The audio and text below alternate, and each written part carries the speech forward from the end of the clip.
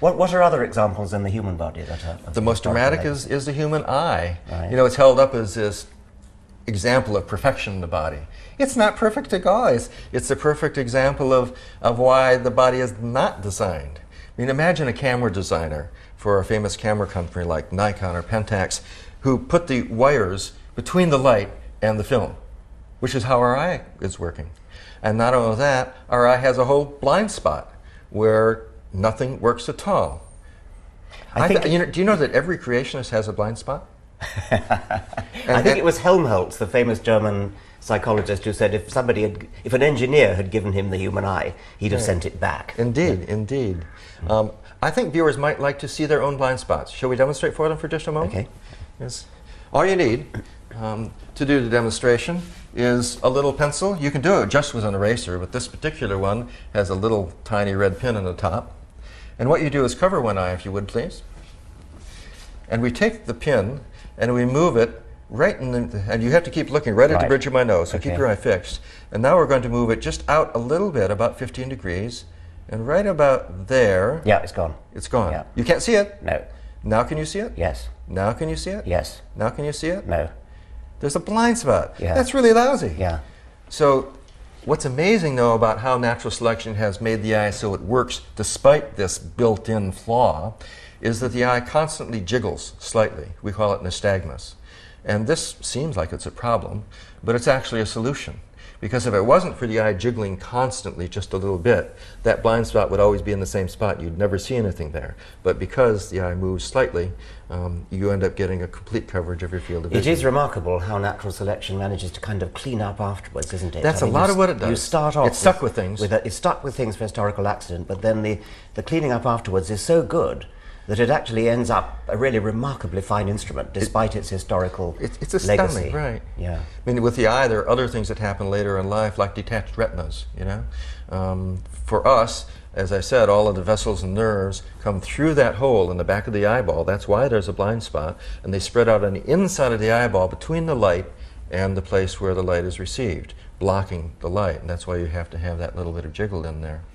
But that's for all mammals, in fact all vertebrates. Not all species have this problem, interestingly.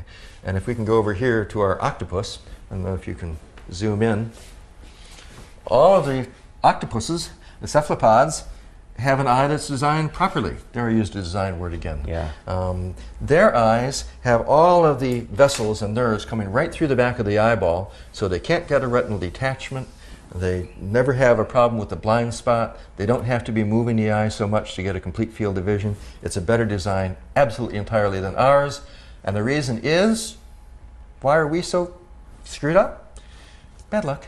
Yeah. There's no other explanation except it's bad luck. Nevertheless, we probably see better than octopuses do because our cleaning up has been differently, so you know. Yes. That's another example of trade-offs. For instance, an eagle can see a mouse from half a mile away, and we can't. Yes. But they don't have the color vision we have. They don't have the field of vision that we have. Everything in the body, once you take an evolutionary view, is trade-offs all the way down. As a Darwinian, I'm used to thinking of everything as being good for the body. But what about something like sneezing or vomiting? I mean, how's that? You know, there are two different kinds of problems people bring to their doctors. Some of them are caused directly by the disease. There's a tumor, or there's seizures, or there's the yellow color your skin turns when you get jaundice because your liver fails. Nothing good about them. They just indicate that something's wrong in the mechanism.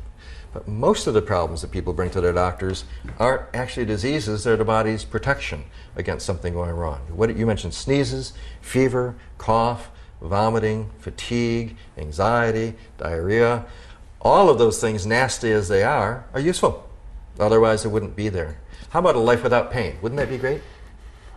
Go on. Well, you can guess that because we have this capacity for pain, it wouldn't be there. Got to be good for something. Yes, and indeed there are a few very unfortunate people who are born with no capacity for pain.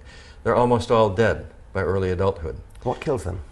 It turns out that most of us don't stand still like this. We wiggle a little bit, and we can't sit still because we wiggle. They have no pain standing still, so their joints deteriorate, and they get sores on their skin from not moving. And of course, if they get appendicitis or something like that, they never know it, and so they're really prone to bad things happening. Pain, when you experience it, means there's something going wrong, but the capacity for pain is absolutely essential. Well, if I came to you and said, Doctor, I've got a terribly high temperature, Yes. please give me a drug to bring the temperature down. I mean, what would you say to that? You know, people want an easy answer to that question, and it's terribly important not to give one. I had a dear friend once who called from a hospital bed saying, I have a high temperature, the doctors want to give me something, but I know that fever is useful, therefore I won't reduce my fever. But we have to think as evolutionists about how fever is controlled and how it's useful. So if I understand you right, something like a fever, a high temperature, might actually not be a bad thing. It might actually be a good thing, because it might be making life difficult for some bacteria, say. Exactly so. The best experiments have been done on lizards, not people. And if you give them an infection, they crawl close to a light bulb and create an artificial fever in themselves, which decreases their death rate a lot. Right, and lizards normally control their temperature not in the way we do internally. They normally control it by moving into the sun. So that's right. what they're using, that to create an artificial fever. And it works. I continue to be amazed that we don't really know the answer to whether we should reduce fever in everyday colds and influenza. So if I came to you as a doctor and said, I've got a fever, please give me a drug to bring it down, you might not immediately say, no, I won't. You might actually say, we've got to think about that. Actually, yeah, okay. Thank you so much. That's exactly the right attitude to evolutionary medicine. Right. Some people imagine that it tells you how to practice. It does not. It tells you what questions to ask and what studies need to be done. And these studies, even though we've known they need to be done for quite a long time now, have not been done properly. So fever is certainly useful, but if it's so useful, then how is general medicine possible?